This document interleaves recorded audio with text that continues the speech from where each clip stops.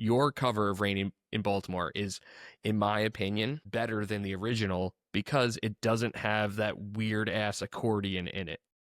That's high praise, man. That's high praise. First off, I want to thank you for that. The backstory on that album is really cool. I There's know this nothing. It's such a mystery. I Here it would love to comes. This hear is it. probably the only documented evidence of the history of that album, to be real with you. So this is extremely niche.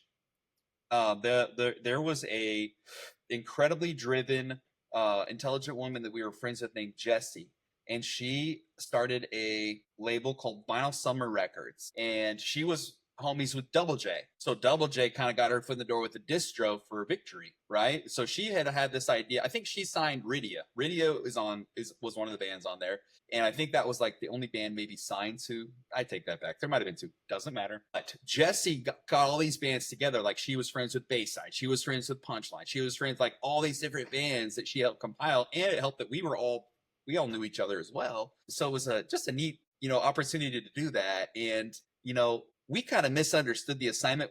Not necessarily, but sort of because we made it our own song. So like it was almost kind of like how this is the University's version of It's Raining in Baltimore. I could have just played the piano part and Asa could have sang it and that could have been the day. And it would have been really easy.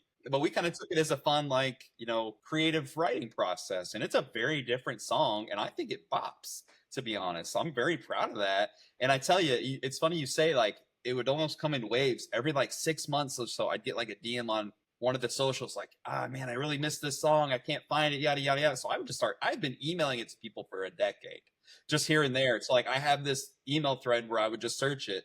And there it is. Like, for instance, my homie Brandon Carnes, he's the bass player for Park, but he's also the drummer for Looming. And he actually ended up playing with JV whenever some of our final shows back long ago because we were in a pinch, just the solidest of dudes. And I remember he hit me up like a year ago. He's like, man, this recording is like it feels so live and awesome, and I just love the energy in it.